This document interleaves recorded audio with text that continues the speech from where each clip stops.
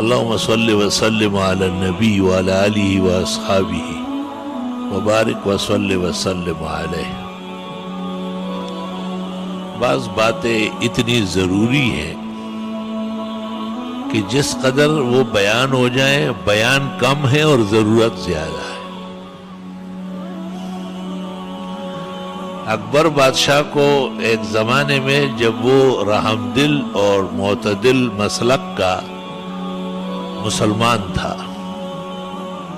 تو اس کو شوق پیدا ہوا کہ میں بھی ایک اسلامی آئین لکھوں، اور اس کا نام رکھا گیا آئین اکبری۔ تو فیضی وغیرہ سے پوچھا کہ کس طرح لکھو گے؟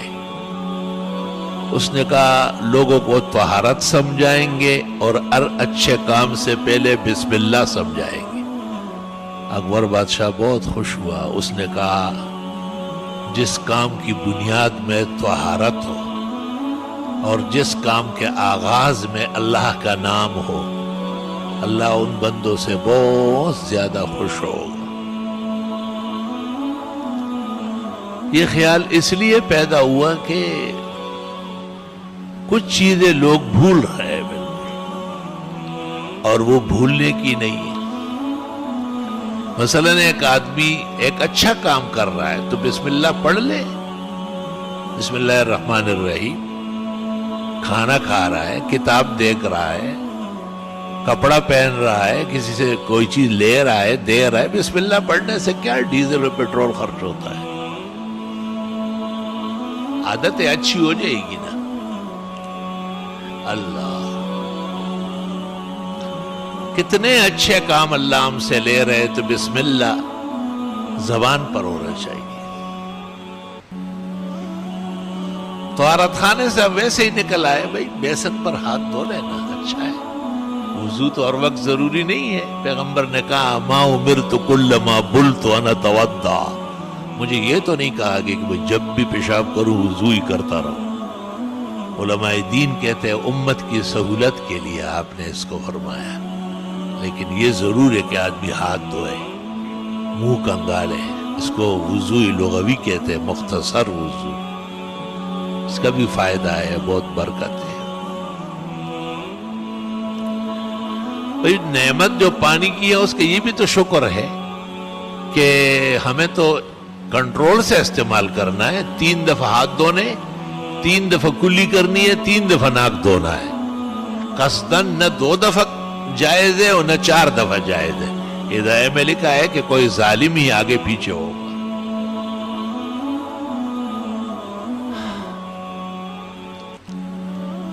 اور سر کا مسح 1 دفعہ ہے، اور باقی ہاتھ کونیوں تک یا پیر ٹخنوں تک دھونا 3 دفعہ ہے، اور وضو میں پانی کم سے کم استعمال کرنا ہے۔ رسول اکرم صلی اللہ علیہ وسلم نے فرمایا، تحتاوی علی المراقی میں روایت ہے کہ علیکم ان تحتاتو، احتیاط کرو، ولو کنتم علی شط نہر، اگرچہ آپ نہر کے کنارے بیٹھ کے وضو کر رہے ہیں تب بھی پانی احتیاط سے استعمال کریں۔ مجھے بہت خوف رہتا تھا اور پریشان رہتا تھا۔ امام شافعی کا قول نقل کیا ہے امام ترمذی نے کہ بس اپنی احتیاط اور اندازہ صحیح کرنا چاہیے، بس۔ بہت خوش ہوا۔ دوسری طرف ایک روایت یہ نگاہ سے گزری کہ جتنا پانی وضو میں غسل میں ضرورت کے لیے استعمال ہوا، یہ قیامت کے دن نیکیوں کے پلڑے میں ڈلے گا اور حسنات کا وزن بڑھائے گا۔ اور جو پانی اسراف کے طور پر زیادہ بے ضرورت استعمال کیا گیا، اللہ تعالیٰ حفاظت فرمائے، اللہ اس شرمندگی سے بچائے، وہ بدیوں کے گناہوں کے پلڑے میں ڈل کر گناہوں کا وزن بڑھائے۔ تو ایک تو کام کرتے وقت، کسی چیز میں ہاتھ ڈالتے وقت بسم اللہ بسم اللہ، علماء کہتے ہیں اتنے بھی کافی ہے، بسم اللہ، بسم اللہ الرحمن الرحیم، بسم اللہ الذی لا يضر مع اسمہ شیء فی الارض ولا فی السماء وهو السمیع العلیم۔ شرح شمائل میں ہے، ابراہیم بیجوری نے لکھا ہے کہ جب یہ دعا پڑھ لی جائے نا تو چاروں طرف مشرق مغرب شمال جنوب ہر طرف سے اللہ تعالیٰ ملائک کو حکم دے دیتا ہے کہ یہ کیا کہہ رہا ہے، بھاگو نا۔ چاروں طرف سے اس کی حفاظت کے لیے فرشتے کھڑے ہو جاتے ہیں، کیونکہ اس میں یہ ہے کہ میں اس اللہ کے نام سے شروع کرتا ہوں کہ اس کے نام کے بعد کوئی مخلوق نہ آسمان کی اور نہ زمین کی کچھ بگاڑ سکتی۔ اتنا بہترین کلمہ ہے، ہم پورا دن لگے رہیں گے اتنی بڑی بات نہیں کر سکتے جو پیغمبر نے وحی سے کہی، بسم اللہ الذی لا يضر مع اسمہ شیء فی الارض ولا فی السماء وہو السمیع۔ بچے ڈرتے ہیں، بھائی آپ کے اوپر حق نہیں ہے ان کا کہ آپ کلمات پڑھ کے دم کریں، یہ کلمہ پڑھو نا، آیت الکرسی پڑھو، آخری 4 کل پڑھو 3 دفعہ، تمام بزرگوں کا عمل ہے، اب دیکھو فائدہ ہو رہا ہے یا نہیں۔ بھائی ہماری کیا محنت مشقت ہے، کچھ بھی نہیں ہے۔ آپ کہے یا اللہ اس میرے کم عمل میں تھوڑی محنت میں زیادہ اجر عطا فرما، اللہ خوش ہوتا ہے اس سے۔ کسی کے ایک آنسو سے ہزاروں دل دھڑکتے ہیں، کسی کا عمر بھر رونا یوں ہی بیکار جاتا ہے۔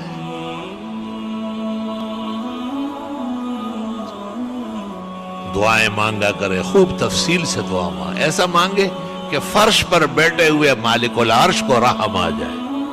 باقاعدہ دعا کے دوران پتہ چلتا ہے قبولیت کا۔ وہ مولانا ضیاء القاسمی ہمارے بہت بڑے خطیب اور مناظر تھے اہل حق کے، انہوں نے کہا میں نے حج کیا اور حج میں بڑی مشقت کی لیکن مجھے اطمینان نہیں ہوا۔ میں نے کہا آنکھ سے آنسو گری نہیں رہا، یہ کیسے حج ہے؟ کہ سب کچھ مناسک ادا ہو گئے، حج مکمل ہو گیا، مقام ابراہیم پر آیا تو کہا وہاں ایک پختون جو ہے نا اللہ سے دعا مانگ رہا ہے، اور کہتے ہیں ایک ہمارا بیل تھا اور ایک اس کا بچہ تھا یعنی بچڑا تھا، وہ دونوں ہم نے بیچے اور ریل گاڑی پہ بیٹھ گیا، کراچی اترا۔ آپ کے جہاز سمندری جہاز وہ سمجھتا تھا کہ اللہ تعالیٰ نے بھیجا ہے، کہا آپ کے جہاز پر بیٹھ کے یہاں آیا، اور سب کہتے ہیں تمہارا گھر ہے اب ہم کو معاف کرنا پڑے گا۔ تو مولانا نے کہا میں نے جلدی قاعدے کی شکل میں بیٹھ کے میں نے کہا یا اللہ اس مسلمان کی دعا میں مجھے بھی شریک فرما۔ کہا زار و قطار رونے لگا۔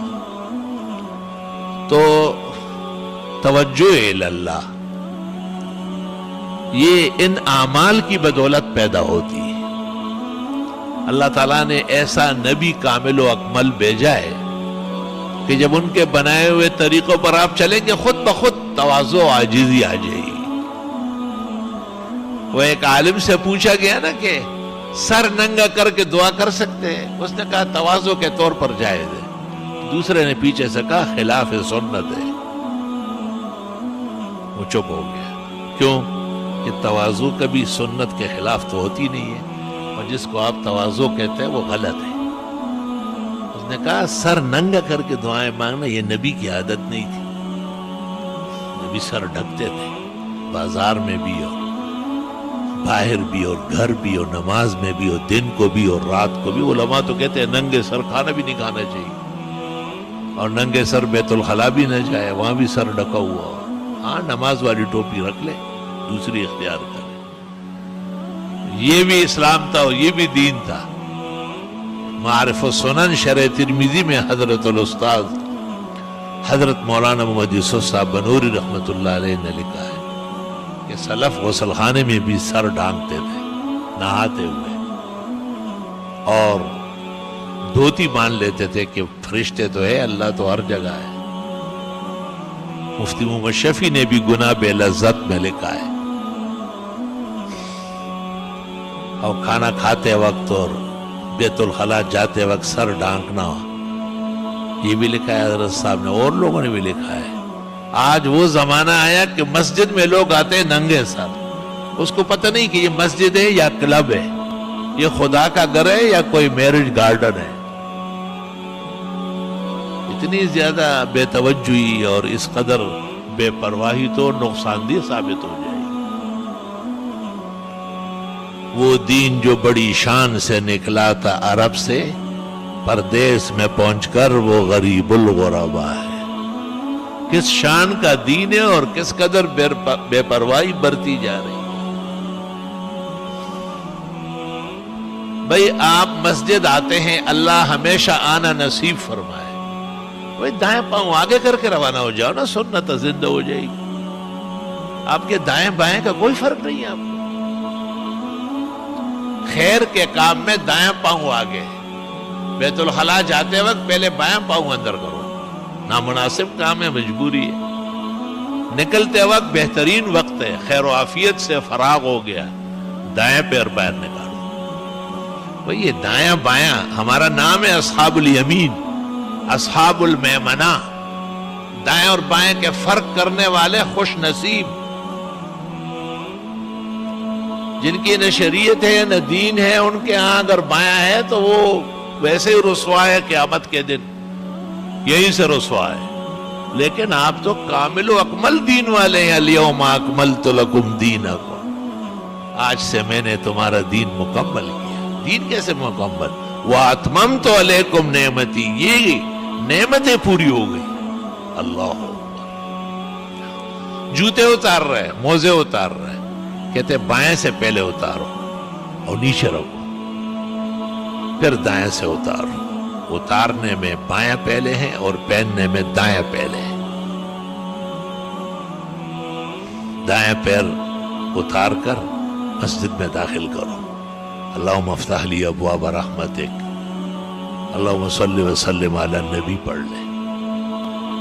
مسجد میں آتے رہے صفوں کی طرف، یہ نہیں کہ بیڑ بکریے کی طرح کوئی وہاں بیٹھ گیا کوئی وہاں بیٹھ گیا، یہ کوئی بندروں کا ڈانس تو نہیں ہے۔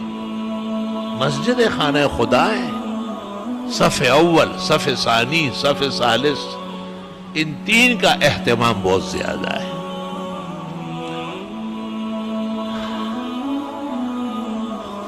قدرتی طور پر آپ کو دائیں طرف جگہ مل گئی، اللہ کا شکر ادا کر، ممبر و محراب سے دائیں طرف مل گئی، لیکن آپ قصد نہیں کریں گے کیونکہ بائیں طرف کوئی جائے گا تو کیا آدھی صف بنائیں گے؟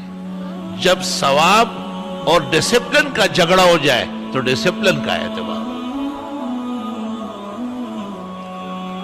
اس لیے جن صحابہ نے جانے میں دیر کی اور آپ کے پیچھے جمعہ پڑا، آپ نے کہا 500 سال جنت دیر سے جاؤ گے، تم نے ڈسپلن کا نقصان کیا ہے۔ ڈسپلن یہ ہے کہ میں نے کہا کہ نکلو،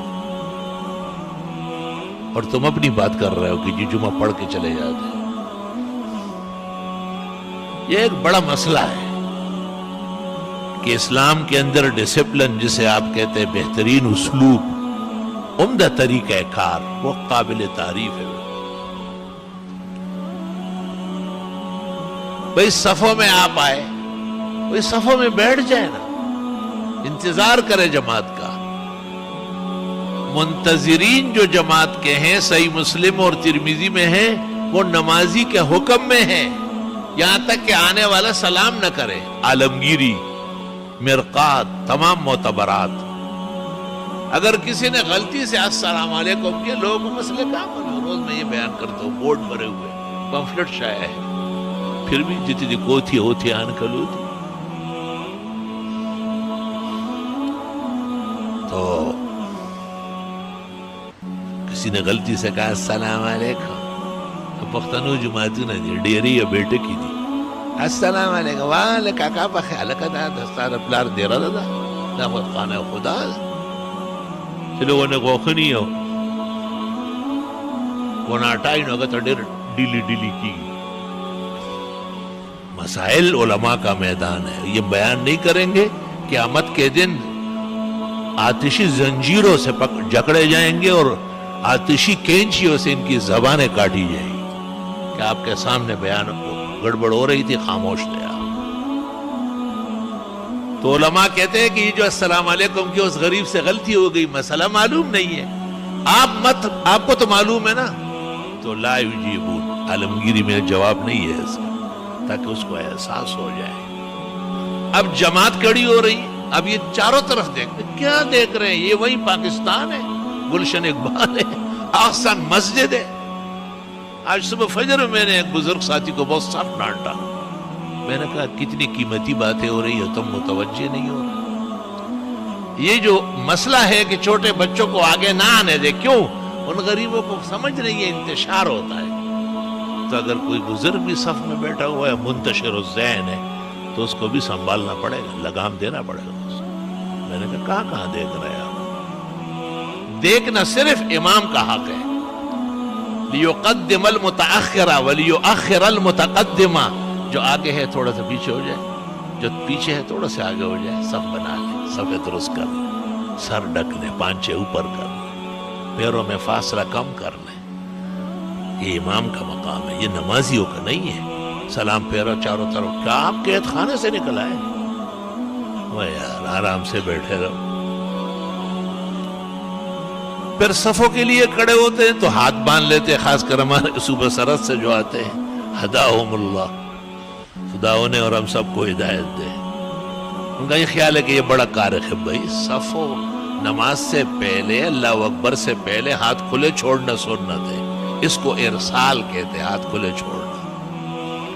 اور اللہ اکبر کے بعد ہاتھ باندھنا سنت ہے، اس کو وضع کہتے ہیں، واو ضاد عین وضع۔ تو ہاتھ باندھنا اللہ اکبر کے بعد ہے، یہ ابھی اللہ اکبر ہوا ہی نہیں ہے، اس نے ناف پہ ہاتھ باندھے ہوئے ہیں، اس کو سنبھالنا پڑے گا۔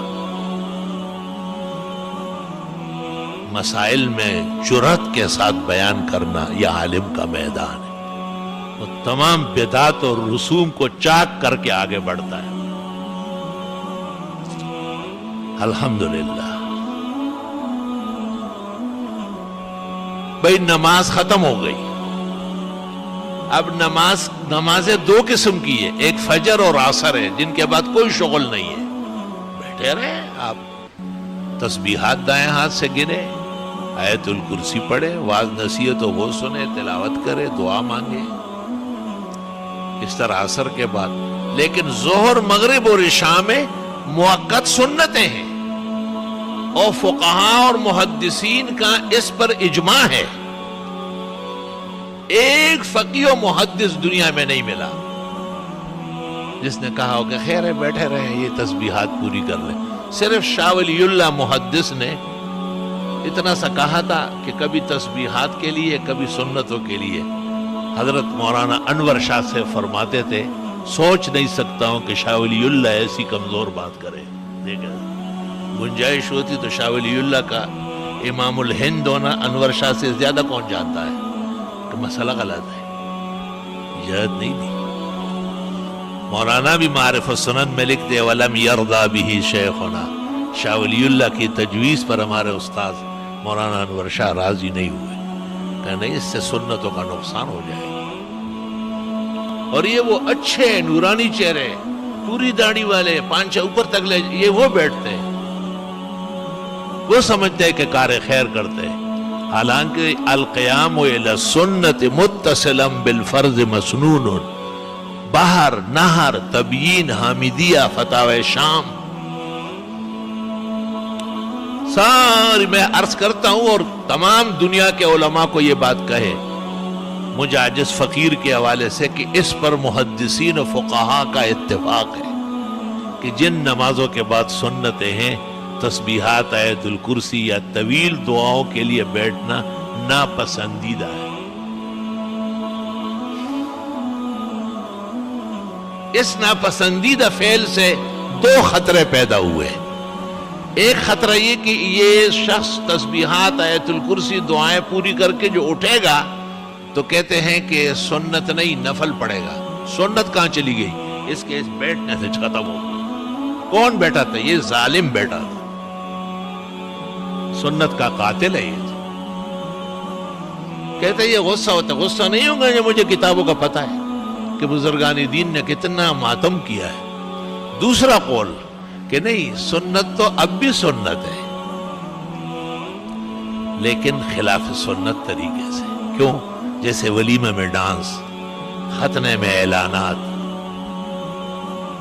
بدعتیوں کا صلاۃ والسلام، صلی اللہ علیہ وسلم اپنی جگہ سنت ہے، طریقہ بدعت کا ہے۔ تو علماء دین کہتے ابن الحمام محقق نے شرح ہدایہ میں اسی کو اختیار کیا، اور اسی پر ابراہیم قرآنی اور تمام ائمہ دین کا اتفاق ہے کہ سنت تو اب بھی پڑھ رہا ہے، لیکن خلاف سنت طریقہ ہے۔ تو موافق سنت کیا تھا؟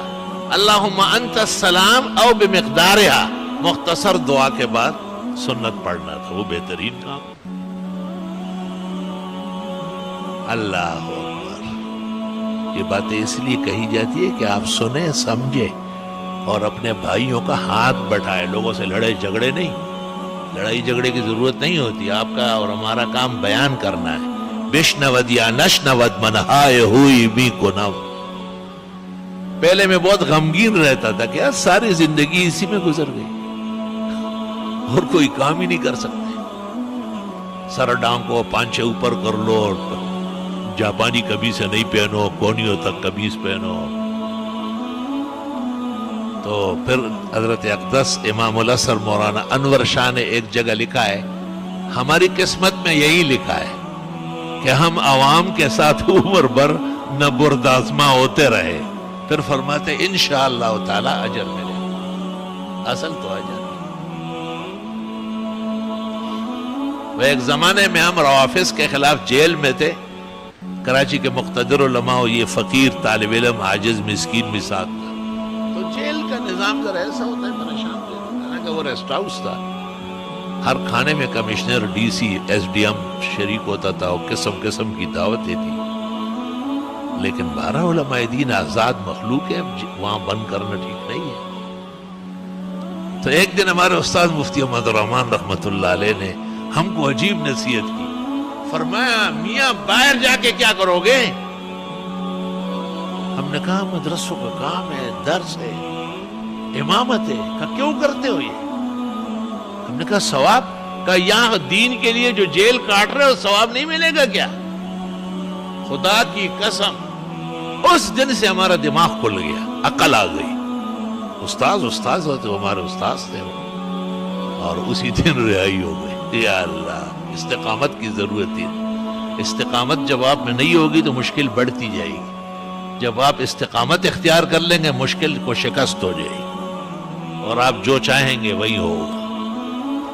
بہرحال یہ باتیں ہیں جو آپ کو یاد رکھنا چاہیے. اللہ اللہ. بھئی ہم یہ بھی بتاتے ہیں کہ دعا توجہ سے مانگنا چاہیے.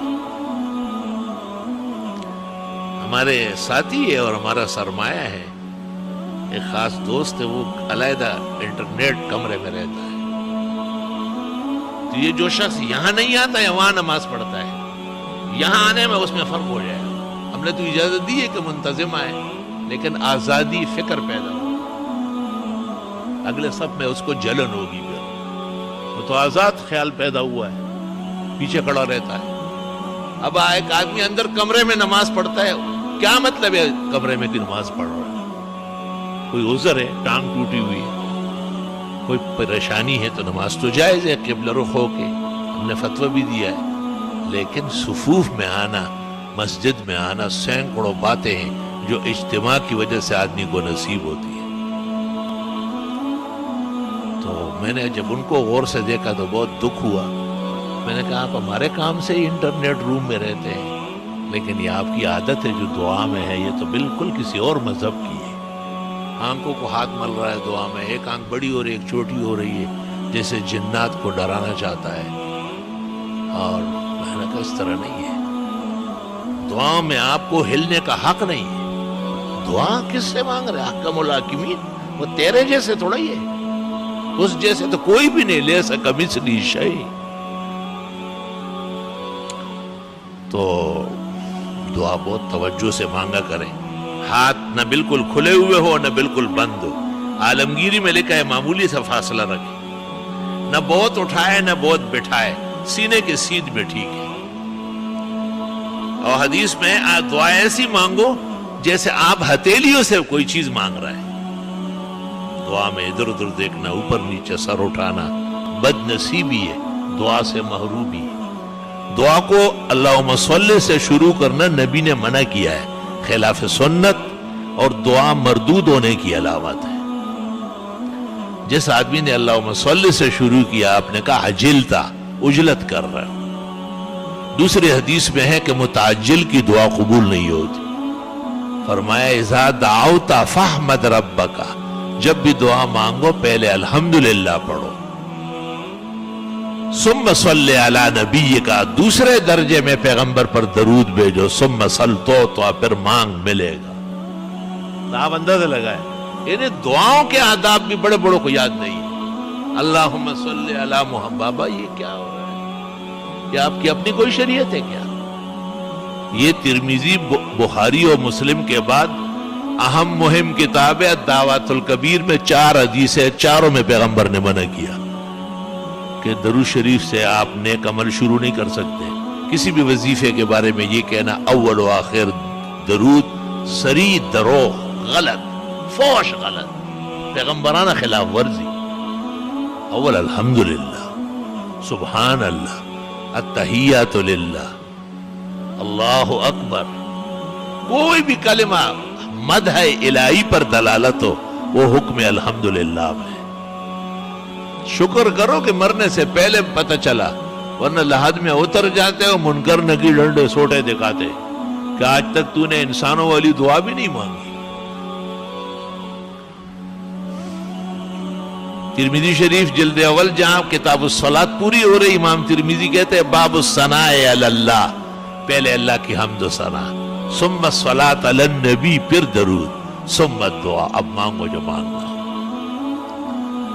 اللہ تعالی ہماری عاجزانہ دعائیں بھی قبول فرمائے. اور بھی بہت مسئلے مسائل ہیں، بیان کرتے رہیں گے. آج میں کچھ تھکا ہوا بھی تھا، وہ ایسے ہی رہتا ہے، اور کچھ مہمان بھی آئے ہیں، ان کی بھی خدمت باقی ہے. بس یہی چند باتیں منتشرات. ہاں اس میں یہ بھی ایک بات رہ گئی کہ مسجد سے نکلتے وقت پھر بھی خیال رکھنا ہے، بایاں پاؤں پہلے نکالیں اور نیچے رکھیں، جوتے میں نہ رکھیں، بندگی اختیار کریں. اللہم انی اسألک من فضلک پڑھ لیں، پھر دایاں پیر جوتے میں ڈالیں. پہننے میں دایاں پہلے ہیں، اتارنے میں بایاں پہلے. بخاری نے کتاب اللباس میں باب قائم کیا ہے. اور دعائیں مانگتے رہیں. اب کتنے لوگ یہاں بیٹھے جو اس خیال میں ہے کہ ہمارے لیے دعا کر رہے ہیں، ہم جو ہے نا کاروبار اچھا ہو جائے، اچھی نوکری مل جائے. یہ سب کہتے ہیں نا، لوگ پریشان ہیں. لیکن میں یقین سے کہتا ہوں کہ یہ جھوٹے ہیں، بالکل جھوٹے، پکے جھوٹے. کیوں؟ یہ دعا کیا ہے؟ یہ جو نبی نے دعا بتائی، فضل یہاں بالاتفاق رزق حلال کسب معاش کے معنی میں، وابتغوا من فضل اللہ. یعنی اب آپ نماز سے فارغ ہو گئے، اللہ سے دعا مانگے کہ یا اللہ میرے لیے رزق حلال کے دروازے کھولے، میرے لیے اپنے خزانے رزق کے اور کسب کے متوجہ. آپ کے پیغمبر نے آپ کی رہنمائی کی. خدا کی قسم دنیا کے شیخ عبد القادر، ابو حنیفہ و بخاری، معین الدین چشتی، سارے کے سارے ایک طرف ہو جائے، جناب رسول اللہ صلی اللہ علیہ وسلم کا ایک کلمہ 7 آسمان سے بلند و برتر ہے. آپ نے نماز پڑھی ہے، آپ کا حق واجب ہو چکا ہے. اب آپ جوتے پہن کے جا رہے ہیں تو رزق حلال تو چاہیے ہمیں دنیا میں رہتے ہوئے. اللہ تعالیٰ رزق حلال نصیب فرمائے. پیغمبروں کو بھی کہا ہے یا ایھا الرسل کلوا من الطیبات واعملوا صالحا. ایک پاک پیغمبر ہو، حلال کھاؤ اور اچھا عمل کرو. اچھا عمل بعد میں، حلال کھانا پہلے. کیونکہ آدم علیہ السلام سے ذرا سی بی بی صاحبہ کے کہنے میں آئے اور وہ چک لیا دانہ. خدا جانے کہ وہ سٹروبیری تھی یا گندم تلے کوئی بلا تھی. ہاں سٹروبیری والے بڑے اس کے حق میں کھڑے ہو گئے. میں کہتا ہوں شرم کرو، حیا کرو. اس کا نام اردو میں تلاش کرو. پرائی زبان بول رہے ہیں. سٹروبیری تو اس لیے کہتے ہیں کہ اردو میں اس کا نام زقوم ہے، اور زقوم انہو طعام الاسیم، یہ جہنمیوں کا خوراک ہے. تو میرے احسان مان لو کہ میں نے کہا مت کھاؤ. امرود کھاؤ، مالٹے کھاؤ، سیب کھاؤ، آم آئے، چون سا آ گیا وہ کھاؤ، لنگڑے کھاؤ، سدڑی کھاؤ. یہ کیا گن کھاتے ہیں آپ؟ کہتے جی اور نہیں کہتے. میں نے کہا اور تو تمہیں خوشی بھی کہلاتے تھے جانوروں کے. یہاں سے مسئلہ چلا ہے. صرف مسئلہ نہیں، میں نے کہا جس ہوٹل میں یہ بک رہے ہیں اس ہوٹل سے کھانا بھی حرام ہے، اور جس توے پر پکتا ہے اس توے پر کلیجی اور دل پکانا بھی، وہ تو حرام پلیت ہو چکا ہے. وہ تو خنزیر کی طرح ناجائز ہے. 7 چیزیں ہر حلال جانور میں جو حرام ہے. ذکر و خصیتین پہلے دوسرے نمبر پہ ہے. نو دیکھو کوٹے کوڑے وما ورته چې کوټه مخوري گازر وخوري مولای وخوري دا مخوري دوی خور څه وړه دا وای دوی خو نوې ما دوی ویلې شي دا هر چا کار نه دی. یا ایھا الذین آمنوا کلوا من طیبات ما رزقنا، اے مسلمانوں حلال چیزیں کھاؤ، واشکروا للہ، اللہ کا شکر کرو کہ تمہیں پتہ چل گیا، ان کنتم ایاہ تعبدون، اگر واقعی تم اللہ کی عبادت کرتے ہو۔ الحمدللہ رب العالمین، نستغفرک اللہم ونسألک السلام والعافیہ، لا الہ الا اللہ وحدہ لا شریک لہ، لہ الملک ولہ الحمد وعلی کل شیء قدیر۔ ربنا آتنا فی الدنیا حسنہ وفی الآخرۃ حسنہ وقنا عذاب النار۔ اللہم انا نسألک العفو والعافیہ فی الدنیا والآخرہ۔ اللہم انا نعوذ بک من جمیع المحن والفتن ما ظہر منہا وما بطن۔ یا اللہ بیماروں کو صحت شفا دے، پریشان حالوں کی مدد فرمائے۔ ہمارے جو بھائی رزق حلال کسب معاش میں فکر مند ہیں، ان پر خصوصی فضل و احسان شامل کر لے۔ خدایا ان کے لیے بند دروازے کھولے اور دور کے خزانے قریب لے آئے۔ کم محنت پر زیادہ اجر اور عمدہ معاش اور بہترین حیات طیبہ نصیب فرما۔ اللہ نسل و نسب میں تا قیامت خیر الرجال صالحین پیدا فرما۔ سال کی ابتدائے نئے طلباء باادب لیا، باذوق لیا، علم و عمل کے اولیاء و صلحاء متوجہ فرما۔ مجاجز فقیر و رفقائے کار کی مدد فرما۔ احسن العلوم کے در و دیوار چپے چپے سے توحید و سنت اور فقہ کی نہریں و چشمے جاری فرما۔ تمام شاخیں، مدارس، مقاصد، دراسات، الاحسن اسلامی فاؤنڈیشن، جامع عثمان مسجد طاہر اور جامع مسجد حضرت اقدس مولانا مفتی محمود صاحب نوری آباد کی تعمیر و تعلیم بہت جلدی تکمیل تک پہنچا۔ بنانے والوں، توجہ کرنے والوں کو خوب خوب اجر نصیب فرما۔ پورے عالم کے مسلمان جو اس درس سے فیضیاب ہو رہے ہیں، اللہ تعالیٰ ان کو مزید فیض نصیب فرما۔ کچھ حواسد اور دشمنان دین جو ظاہراً دینی شکلوں میں ہیں، ان مارے آستینوں سے اللہ مسلمانوں کے عقائد و اعمال اور معاشرہ محفوظ فرما۔ اللہ سب کے انجام و عاقبت بخیر و عافیت فرما۔ صلی اللہ علیہ وسلم۔